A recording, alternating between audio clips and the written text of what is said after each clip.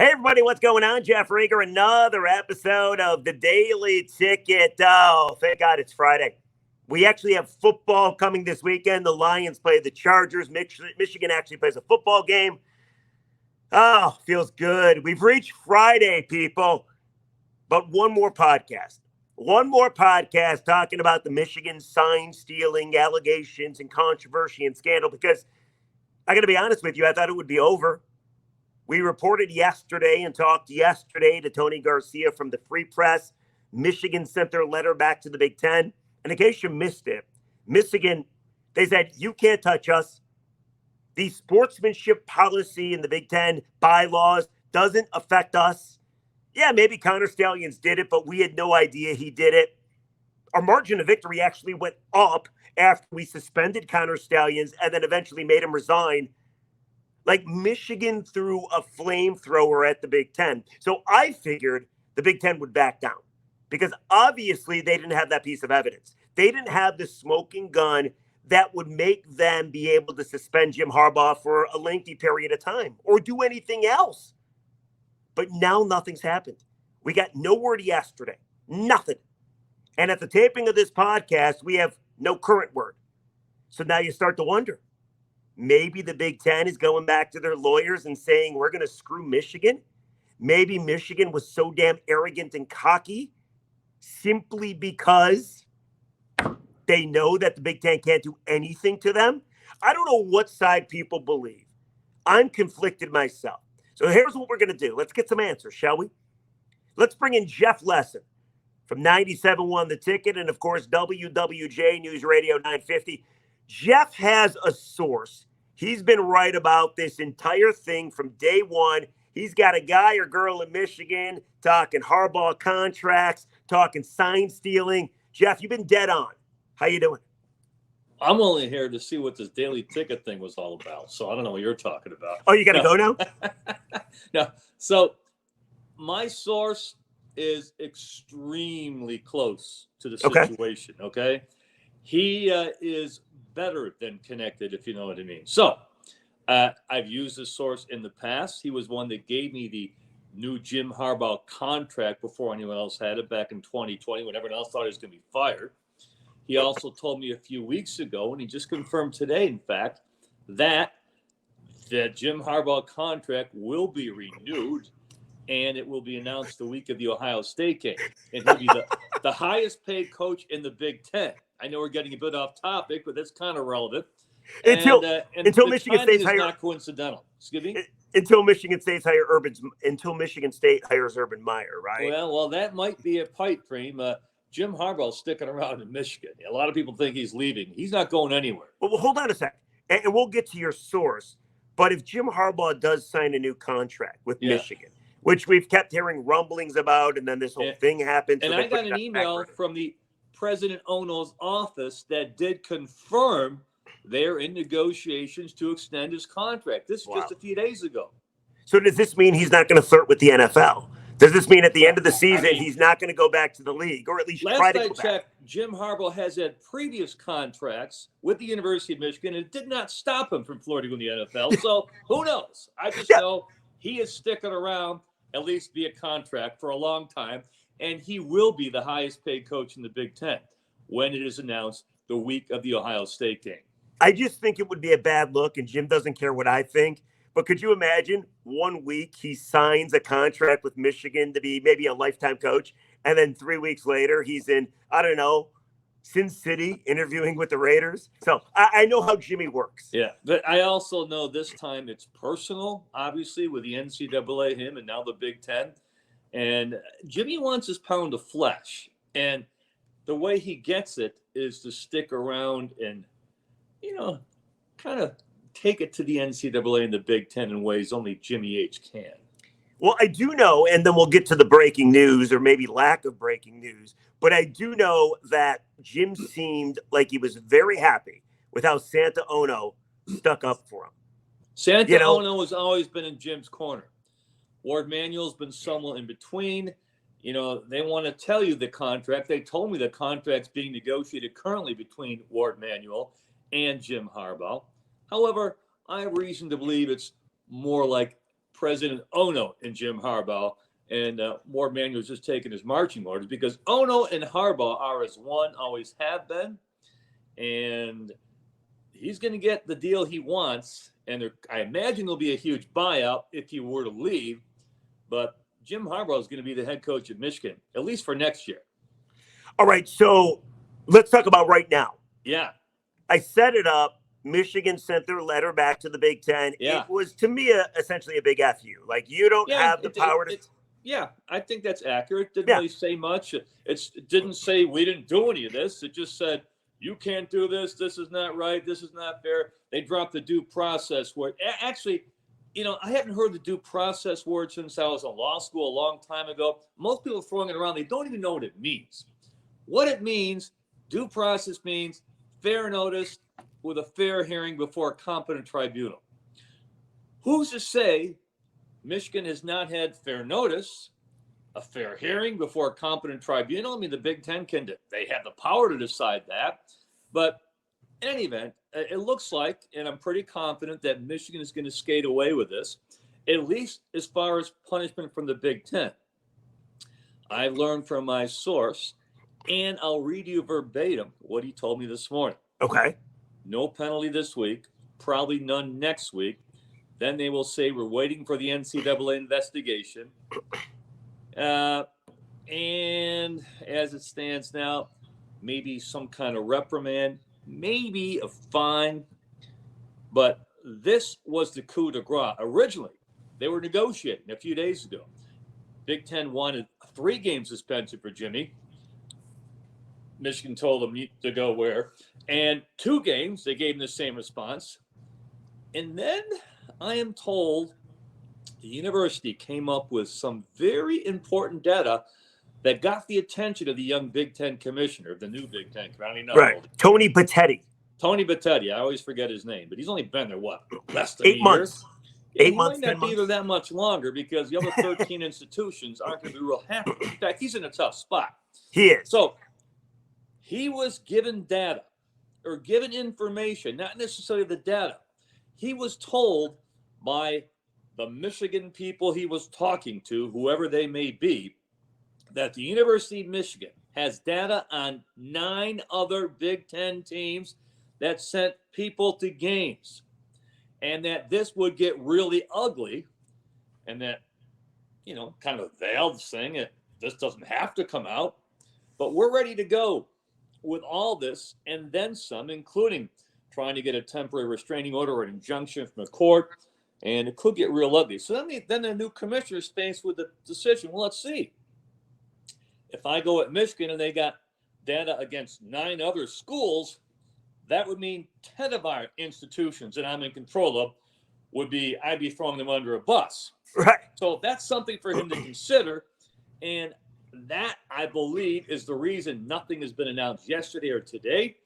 I am told in a phone call a couple hours ago that the Big Ten will probably come out with some kind of statement next week that says, we have decided to let the NCAA investigation go forward because there is new information coming in, and we're going to wait for the NCAA investigation. Something like that. Okay, that's smart. No suspension. Okay, so that's smart if they play it like that, like, oh, we have breaking new evidence that we're going to let the NCAA do its thing. But so do you think Tony Petetti misplayed his hand? Was it he sat around the ADs and the coaches and the presidents, probably got so fired up because they were so angry at Michigan, he decided to charge right in head first. Once he was in battle, he realized he probably shouldn't be. And the thing that blows me away is, by all accounts, the evidence is weak. The evidence is truly weak, and Michigan pretty much scoffed at the evidence in their letter. So, Jeff, unless there's a piece of evidence that Michigan doesn't want to talk about and the Big Ten possesses that they've not unveiled to the media yet, and it is the smoking gun, I would buy your theory. Well, or your source. When you say there's no evidence, I mean, they pretty much admitted that Connor Stalions was at the games. Strong enough evidence. Well, that'd be strong enough to violate an NCAA rule. I don't even think that the university is contesting that Connor Stalions was at any of these places before. So that's technically a violation of the NCAA rule.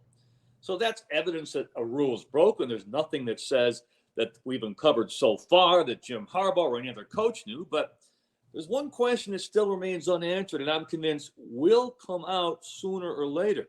Can I guess it? That is, how is a gentleman making $50,000 to $55,000 a year, and if there was many 65 of his minions working for him, paying for tickets for all these people for 3 years, including 6 tickets to the SEC title game, which probably about $1,000 a piece or more. You're probably not going to be doing that on your own money. I'd like to see where that money was coming from. If it was coming from a well-to-do family member or something, that's one thing. If it was coming from someone associated with the university, it's quite another. So there's a lot of reason for the Big Ten and Michigan to put this to bed. Well, it's interesting because I think the Big Ten probably, it seems like they misplayed their hand.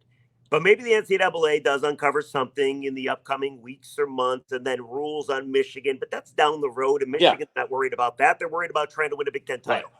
But what do you think?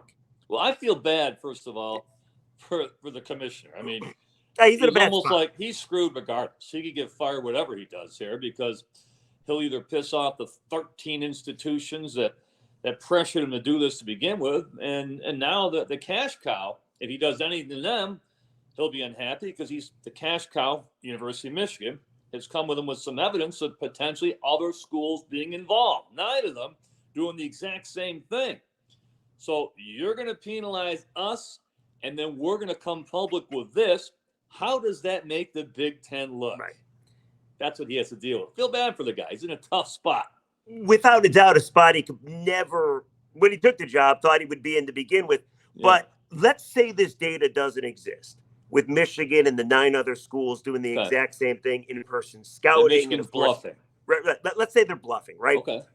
And let's say Michigan, because they did, say Connor Stallions broke the rules. We couldn't know about it. Connor Stallions, I mean, we just thought he was doing what everybody else was doing. You know, the whole lack of institutional control argument comes into play. So let's say responsible. Go ahead. So what do you think Petitti hits them with then? If there's no backlash, like if Michigan can't come back with anything themselves. Well, Michigan hasn't shown them that evidence yet, but they have it in their back pocket, I'm told. And, you know, it's my understanding that they want to show the commish that you have a lot of incentive not to go forward here. And I think that has a lot to do with why we haven't heard anything from the Big Ten as we might have expected yesterday or today. And, you know, let's face it, if we hear from them anything tomorrow, they're really going to suspend a head coach a day before a huge game against Penn State? I don't think so. And they also realize how silly it would look if, okay, we're just going to suspend you for the Maryland game, but keep you for Penn State and Ohio State. That looked like a Ohio State self-suspension of a star player. So that's not going to happen. I think it'll be taken care of by the NCAA down the road, who knows how long, and the Big Ten is not going to do a thing outside of maybe a fine, but maybe not. I know your source has been right the entire time. Yeah. And I know Michigan, it seems like, has told some of their reporters, because if you look at the reporters that have Michigan alliances on Twitter, they're kind of reporting the same thing, that maybe there will be a fine, maybe it happens next week, maybe, like you're reporting, that it goes back to the NCAA.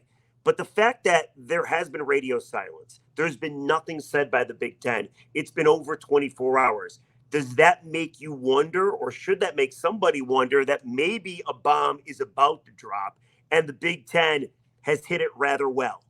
No, I would think just the opposite. And I agree with you. I would think because we have not heard from them in a timely manner. I mean, Michigan had 2 days to respond, so they got their response by, yesterday, middle of the day, and they pretty much knew what they were going to do before. Michigan's response didn't bring any new evidence in, but what they might have told them about potential 9 other schools doing the same thing, and we could bring that public, well, that might have changed their mind, made them have second thoughts and saying, hey, let's back up a step here. And I don't think anything's going to happen of substance from the Big Ten to the University of Michigan. It's all going to come down to the NCAA, and the Wolverines will skate, at least temporarily. How much Do you think Tony Petitti is praying to God that Penn State knocks off Michigan tomorrow? I would think not only is he praying that, but, a couple people in the NCAA office might be rooting for that as well. Maybe more than a couple. Well, just so everybody knows, if Michigan happens to lose that game tomorrow to Penn State, doesn't matter if they beat Ohio State. Penn State, if they go undefeated afterwards, they have the tiebreaker. They get to go to the Big Ten title game. Could you imagine? Well, what if beat a powerhouse like Iowa in the Big Ten title game or something? Yeah. Well, what if Michigan loses on a controversial call? Now, that would be something. Some might call it poetic justice. Some might call it something else. Michigan fans would call it horseshit officiating, but whatever. I'm sure they would. Anyway, Jeff Lesson, you heard it here first. Big Ten's backing down. Michigan's got some data they can release if the Big Ten doesn't back down. Jeff, I appreciate it, man. You betcha. See you in the golf course. Sounds good. I'm playing tomorrow. Join us. Yeah, okay. See ya. It's going to be 50 degrees. Whatever. The great Jeff Lesson. Thank you, Jeff. You're welcome. All right, we'd like to thank Jeff Lesson. Hell of a job right there. So his source tells him the Big Ten's backing down and that Michigan has factoids and data about other schools. If they don't, then it will be an entire insane Big Ten conference if Michigan is forced to reveal what they know. Whether you believe it or not, that's what Jeff Lesson is reporting. His source, and I can confirm this, has yet to be wrong. Let's get to the comments, shall we? Then I got a little surprise for you. Here's some comments, because yesterday we talked about Michigan. Shocking, I know. From Ben Jamin Case 109 says, damn, Michigan lawyers could make Charles Manson look innocent. Fair enough. Here's another one. Jim Harbaugh has Michigan in the Big Ten wins with 2 teams in the playoffs. Big money. Knock it off, baby. Go blue. Fair enough. And then a negative, a bad comment. This is from number 3 boys with a Z. Dude, I can't even. This guy is off his rocker. Not enough evidence. No one was caught red-handed but Michigan. No one had a university paying a group of people to go to 50-plus games with electric gear to record signs. I'm done. Michigan deserves the hammer. According to Jeff Lesson and his source, Michigan's not going to get the hammer. Instead, Michigan is skating free. But comment section below, let me know what you think. You heard what Jeff's source said. But the longer this goes on, the longer it's radio silence. I happen to agree with Jeff that the Big Ten is back down. Now, I didn't know about Michigan having data on 9 other schools that were doing exactly the same thing, according to Michigan. Maybe they are bluffing. But I think the Big Ten, in over its skis. I think they misplayed their hand.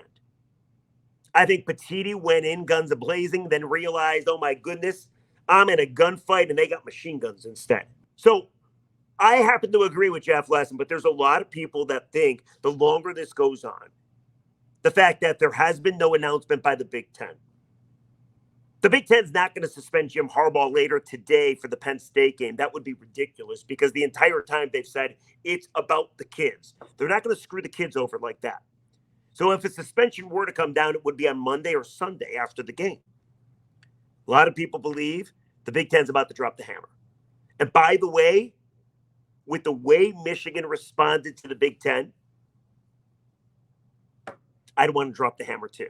Michigan essentially called the Big Ten stupid, moronic, idiots. I'll use stronger language, but I feel I already did. You get my drift, right? So comment section below. What side are you on? Michigan's getting off scot-free, like Jeff is reporting, or no. Big Ten still has something up their sleeves, and we're going to find out real soon, and Michigan ain't going to like it. The comment section below, let me know. All right, before we go, though, I have to give a huge congratulations to the Detroit Tigers. Tigers were looking for a play-by-play TV guy. Got rid of Matt Shepard. Had to replace him. It was radio silence as far as the search was going.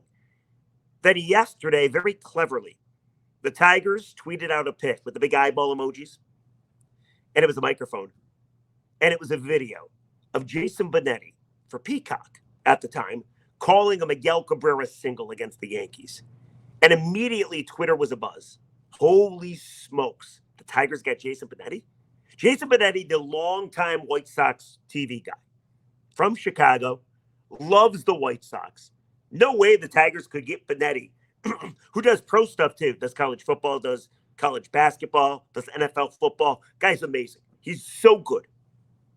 No way the Tigers could score Benetti. Benetti could work in any town he wanted to. Any town he wanted to, Benetti could work in. But Detroit is able to land him.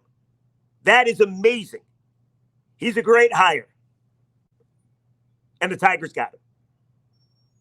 Once you start to watch Benetti, you're going to say to yourself, this guy is going to retire a Tiger. He's only 40 years old. You can have him for 20 years. But I want to give you a little sample of him, okay? I want to give you a little taste of Jason Benetti. For the people that don't know, because you're probably not watching a whole lot of White Sox baseball, this guy is great. He's got a great sense of humor, knows the game in and out, great delivery, great philosophy on broadcasting. He's so good. But he did a Zoom press conference yesterday that the Tigers put on. And somebody asked him, like, well, why Detroit? Like, it is kind of a coup, is it not? They are furious in Chicago. If you look at social media in Chicago, you go to 670 The Score, which is our sister station, an Odyssey station. They are they're so unhappy that Benetti left. The White Sox dropped the ball. They had the perfect broadcaster for them. Worked with Steve Stone. He was amazing. Everybody said the same thing. He made White Sox baseball watchable. He's so good, guys. Tigers were able to get him because the White Sox apparently didn't want to keep him. White Sox made it seem like they were doing Benetti a favor to pursue the Tigers gig. Whatever the case is, great job by the Tigers. He was asked yesterday, well, why Detroit? Is that a downgrade from the Windy City? Smaller media market without a doubt. Here's what Jason Benetti said. You listen to this cut and you tell me you didn't get chills, because I won't believe you. You listen to this cut and you tell me you didn't immediately fall in love with this guy. Take a listen. This is Jason Benetti from yesterday. You can see, right? You can see the passion and you can see the care. And this is from a distance, right? And so I don't want to make a generalization, but part of my life has been, I am somebody who does not walk like the average human being. I have an eye that drips. I have cerebral palsy. Like, that is part of me, right? And I quite often get reactions that are not completely representative of who I am as a full person, right? I'm physically different, but mentally I can hold a conversation. And so I do think I get, I guess you would say, underestimated sometimes. And not to say it with a chip on my shoulder, but that's just the way life works. Like, sometimes people think I can't do stuff. And from a distance, again, gross generalization alarm going off, but from a distance, I think that's how Detroit gets treated. I think quite often Detroit is not known for its passionate fans or what it's done for the music industry. I think people reduce Detroit to a couple of statistics. And I don't like seeing people and a whole place get reduced to anything.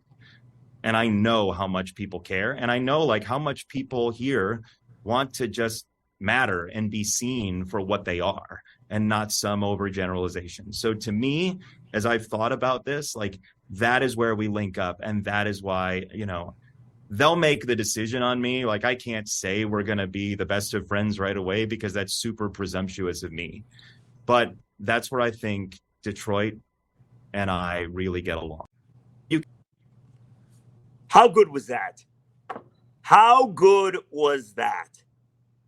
You're telling me you don't love this guy already? The thing about Benetti is he's so versatile. He does it all. He calls a great game. He's got unbelievable knowledge of the game. I've already told you this. But his sense of humor is awesome. I've always been a fan of people that want to have a little fun while they're trying to entertain us at a baseball game, or any sports game for that matter. I've always been a big fan of broadcasters that could entertain you rather than just inform you. And Benetti can do that.